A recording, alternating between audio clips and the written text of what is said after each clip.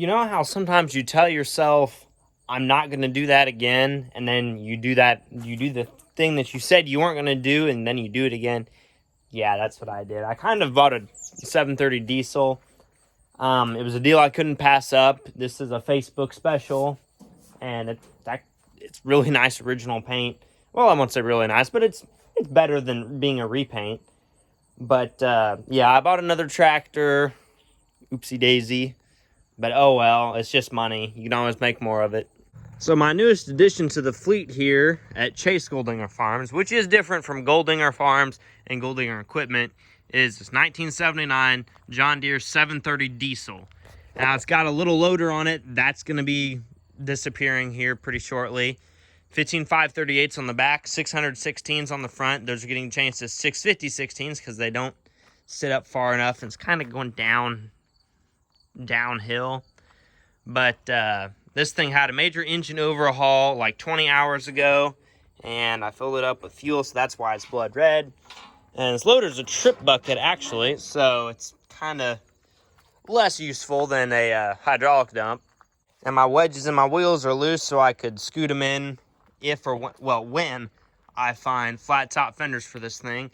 It's one hydraulic, and there's an O-ring out right here, so that's why there's oil on the ground. And this loader has new hoses and everything, but it's a manure and a silage loader, so I can't use it because I don't have either one of those things. Now you may be wondering if I'm going to start this up. The answer to that is yes, because what kind of I bought something video involves not starting something up? That's just stupid. It's silly. It's dumb. Doo-dee-doo-dee-doo.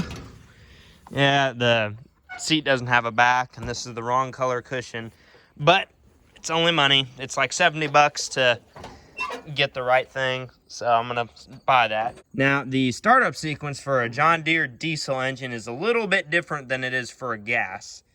To start a diesel John Deere engine, first you have to turn the ignition to the first position, and then take your throttle, just knock it until this thing snaps forward. That's your fuel shut off. And just forward a little bit. Clutch out like usual. Now there's a decompression pedal right here, which releases the pressure from the cylinders, or the compression rather, from the cylinders. And if everything was hooked up, this little red light here would come on because the power for the engine is on, and this red light will signify that. Fuel gauge doesn't work, water temperature works, oil pressure works, and we've got 4,400 something hours on it. And let's get started up here real quick.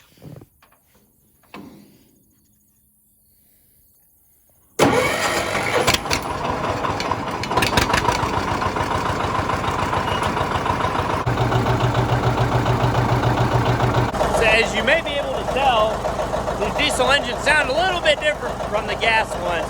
It's not like a pop-pop like with a gas tractor. It's a thunk-thunk. And it just sounds awesome, and it runs. This thing is so cool, and I wish I'd have bought one of these sooner.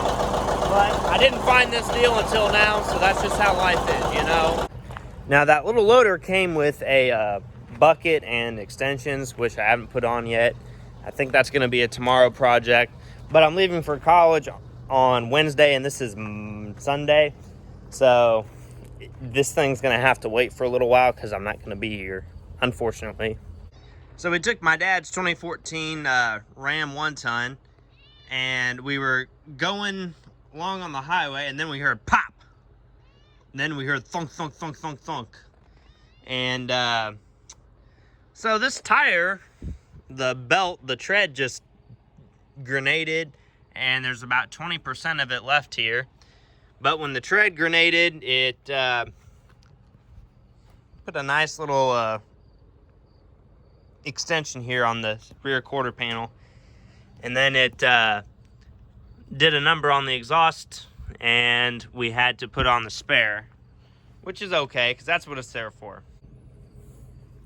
Say hello to my little friend, Kitty Cat. So I just thought I'd share that little tidbit because that's going to get turned into insurance, because tires are not supposed to do that with only 20,000 miles on them. And that truck's had a history of not being able to keep tires on it. So yeah. So So when you turn one of these off, you gotta pull the clutch out and throttle way down. Not that far down. And then you kill the fuel, you kill the power, and then you press the decompression pedal.